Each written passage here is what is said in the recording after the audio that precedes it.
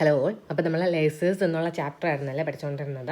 അപ്പോൾ അതിനകത്ത് നമ്മൾ പഠിച്ചത് എന്താ, ലാസ്റ്റ് ക്ലാസ്സിൽ പഠിച്ചതെന്ന് പറഞ്ഞാൽ ലേസിങ് ആക്ഷൻ നടക്കണം എന്നുണ്ടെങ്കിൽ N2 must be greater than N1 എന്നുള്ള ഒരു ഇതാണ് പഠിച്ചത്. അപ്പോൾ ഇതിനെ നമ്മൾ ഈ ഒരു സ്റ്റേറ്റിലേക്ക് നമ്മൾ അതിനെ കൊണ്ടെത്തിക്കുന്ന ആ ഒരു പ്രോസസ്സിനെ നമ്മൾ എന്ത് വിളിക്കും?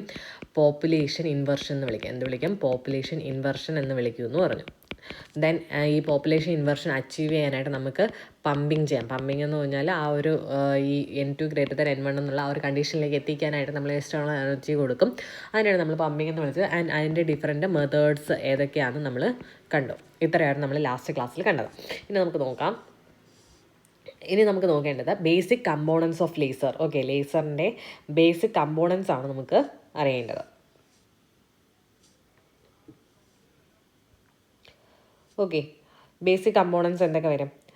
ഫസ്റ്റ് പറയുന്നത് ഒരു പമ്പിങ് സോഴ്സ് അല്ലെങ്കിൽ ഒരു എനർജി സോഴ്സ് വേണം. ഓക്കെ, ലേസർ പ്രൊഡ്യൂസ് ചെയ്യണമെങ്കിൽ നമ്മൾ എന്തെങ്കിലും എക്സ്റ്റേണൽ എനർജി കൊടുക്കണമെന്ന് പറഞ്ഞു. അതിന് നമ്മൾ എന്ത് പ്രോസസ്സ് എന്ന് പറഞ്ഞു? പമ്പിങ് എന്ന് പറഞ്ഞു അല്ലേ.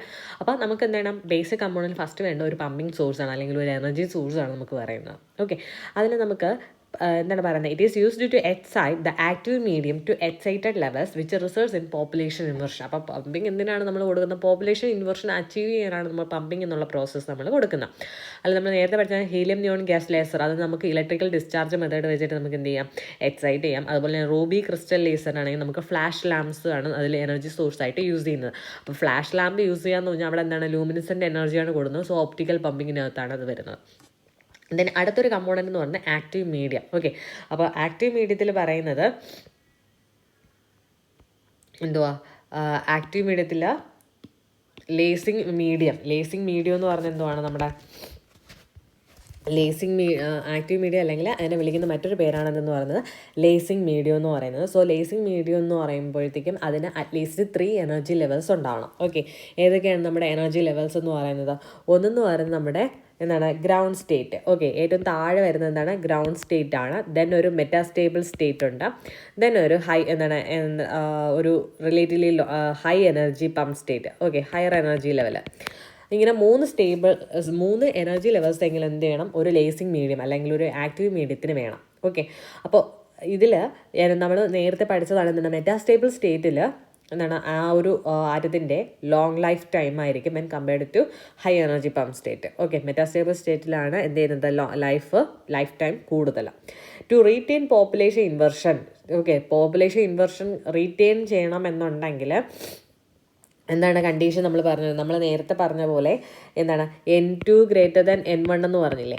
അതേപോലെ തന്നെ നമുക്കൊരു ടൈമിനെ വെച്ച് പറയാം. അത് TS greater than T2. TS എന്ന് പറഞ്ഞാൽ നമ്മളെ മെറ്റാസ്റ്റേബിൾ സ്റ്റേറ്റിലുള്ള ആ ഒരു ലൈഫ് ടൈമാണ് TS എന്ന് പറഞ്ഞാൽ. T2 എന്ന് പറഞ്ഞാൽ life time of pump state. അതായത് ഈ ഹയർ എനർജി ലെവലിൽ വരുമ്പോഴത്തേക്കുള്ള ലൈഫ് ടൈമാണ് T2. മെറ്റാസ്റ്റേബിൾ സ്റ്റേറ്റിൽ വരുമ്പോൾ TS എന്ന് ഡിനോട്ട് ചെയ്തു. സോ എന്താണ്?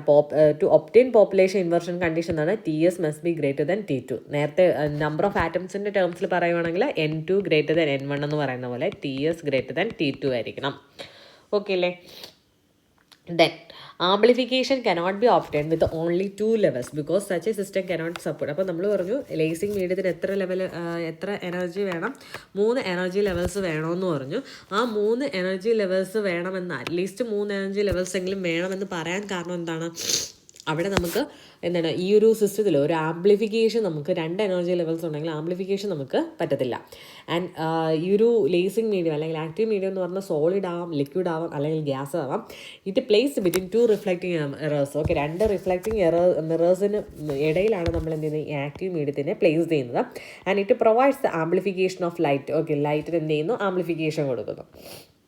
ദെൻ മൂന്നാമത്തെ ഒരു കമ്പോണൻ്റ് ആണ് ദാറ്റ് ഈസ് ഒപ്റ്റിക്കൽ റെസൊനേറ്റർ അല്ലെങ്കിൽ ഒപ്റ്റിക്കൽ കേവിറ്റി എന്ന് നമ്മൾ വിളിക്കും. അതായത് നമ്മുടെ ഇനിഷ്യലി എമിറ്റ് ചെയ്യുന്ന ഫോട്ടോൺസ്. ഓക്കെ, ഫോട്ടോൺസ് എമിറ്റ് എന്താണ്? ഈ ഒരു E2 നിന്നും E1 ആറ്റം വരുമ്പോഴത്തേക്കും എന്താ ഫോട്ടോൺസ് എത്രണ്ണം എമിറ്റ് ആവും? 2 എമിറ്റ് ആവും എന്ന് പറഞ്ഞു അല്ലേ?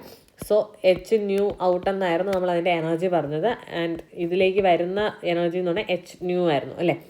സോ ഈ ഒരു മെത്തേഡ് നമ്മൾ ഒപ്റ്റിക്കൽ റെസൊനേറ്റർ നമ്മൾ യൂസ് ചെയ്യുന്നതെന്ന് വെച്ചാൽ ഈ എമിറ്റ് ചെയ്ത് പോകുന്ന ഈ ഫോട്ടോൺസിന്, ഇതെന്താണ്? നമ്മുടെ ഫോട്ടോൺസ് ആണ്. ഓക്കെ, അതിനെ നമുക്ക് ഹോൾഡ് ചെയ്യണം. ഓക്കെ, അതിന് വേണ്ടിയിട്ടാണ് എന്ത് ചെയ്യുന്നത്, നമ്മൾ ഈ ഒപ്റ്റിക്കൽ റെസൊണേറ്റർ നമ്മൾ യൂസ് ചെയ്യുന്നത്. ആൻഡ് ഇറ്റ് കൺസിസ്റ്റ് ഓഫ്, അപ്പോൾ ഇത് ഹോൾഡ് ചെയ്യാനായിട്ട് നമ്മൾ ഒപ്റ്റിക്കൽ റെസൊണേറ്റർ ഒന്ന് യൂസ് ചെയ്യുന്നു പറഞ്ഞു. സോ ഒപ്റ്റിക്കൽ റെസൊണേറ്റർ എന്ന് എന്താണ്, അതിൽ 2 മിറേഴ്സ് ഉണ്ട്, M1 M2 എന്ന് പറഞ്ഞ് 2 മിറേഴ്സ് ഉണ്ട്. അതിൽ ഒന്നെന്ന് പറഞ്ഞാൽ ഫുള്ളി റിഫ്ലക്റ്റിംഗ് ആയിരിക്കും ആൻഡ് അതർ എന്ന് പറഞ്ഞാൽ പാർഷ്യലി റിഫ്ലക്റ്റിംഗ് ആയിരിക്കും. ഈ എന്താണ് സ്റ്റിമുലേറ്റഡ് എമിഷനിൽ എമിറ്റ് ആവുന്ന ഫോട്ടോൺസിനെ എന്ത് ചെയ്യും, ഈ 2 മിറേഴ്സിനിടയിലായിട്ട് എന്ത് ചെയ്യും, ഷട്ടിൽ ചെയ്തുകൊണ്ടിരിക്കും. As A result more coherent laser beam is provide. അങ്ങനെയാണ് എന്താണ് കൂടുതൽ കൊഹറൻ്റ് ആയിട്ടുള്ള ലേസർ ബീം നമുക്ക് പ്രൊഡ്യൂസ് ചെയ്യാൻ പറ്റുന്നത്. And a state from which, അപ്പോൾ മെറ്റാസ്റ്റേബിൾ സ്റ്റേറ്റിന് നമുക്ക് വേറൊരു ഡെഫിനേഷൻ കൂടി പറയാം. A state from which all dipole transitions to lower energy states are forbidden is metastable state. അപ്പോൾ മെറ്റാസ്റ്റേബിൾ സ്റ്റേറ്റ് എന്ന് എന്താണ്, a state from which all dipole transitions to lower energy state are forbidden. എല്ലാ lower energy സ്റ്റേറ്റിലേക്കുള്ള എല്ലാ dipole ട്രാൻസിഷൻസിനെയും എന്താണ് forbidden ചെയ്തേക്കുന്ന ആ ഒരു സ്റ്റേറ്റിനെയാണ് നമ്മൾ എന്ത് വിളിക്കുന്നത്, മെറ്റാസ്റ്റേബിൾ സ്റ്റേറ്റ് എന്ന് വിളിക്കുന്നത്. ആൻഡ് ഇത് ഓർമ്മിക്കുക, മെറ്റാസ്റ്റേബിൾ സ്റ്റേറ്റിലാണെങ്കിൽ ലൈഫ് ടൈം എന്ന് പറയുന്നത് when compared to excited level life time കൂടുതലാണ്. ആൻഡ് പോപ്പുലേഷൻ ഇൻവെർഷൻ ഉണ്ടാവാൻ എന്താണ് condition, TS must be greater than T2 and N2 must be greater than N1. എന്നാലേ സ്റ്റിമുലേറ്റഡ് എമിഷൻ അവിടെ ഉണ്ടാകത്തുള്ളൂ, എന്നാലേ ലേസിങ് ആക്ഷൻ അവിടെ നടക്കത്തുള്ളൂ. അപ്പോൾ നമ്മുടെ മീഡിയത്തിൽ കമ്പോണൻസ്, ബേസിക് കമ്പോണൻസ് ഓഫ് ലേസറിൽ എന്തൊക്കെയാണെന്ന് പറയുന്നത്, ഒരു എനർജി സോഴ്സ് അല്ലെങ്കിൽ പമ്പിംഗ് സോഴ്സ് ഉണ്ട്, ദെൻ ഒരു ആക്റ്റീവ് മീഡിയം അല്ലെങ്കിൽ ലേസിംഗ് മീഡിയം, ദെൻ ഒരു ഒപ്റ്റിക്കൽ റെസൊണേറ്റർ ഉണ്ട്. ഓക്കെ, അപ്പോൾ ഈ ഒപ്റ്റിക്കൽ റെസൊണേറ്ററിൻ്റെ ഫംഗ്ഷൻ എന്താണ്, ആ ഒരു എമിറ്റ് ചെയ്യുന്ന ഫോട്ടോൺസിനെ ഹോൾഡ് ചെയ്യുക, അല്ലെങ്കിൽ ഏതെങ്കിലും 2 മിറേഴ്സിനിടയിൽ അതിനെ നിർത്തുക. അതാണ് എന്തെന്ന് പറയുന്നത് ഈ ഒപ്റ്റിക്കൽ റെസൊണേറ്ററിൻ്റെ ഫംഗ്ഷൻ എന്ന് പറയുന്നത്. Okay, thank you.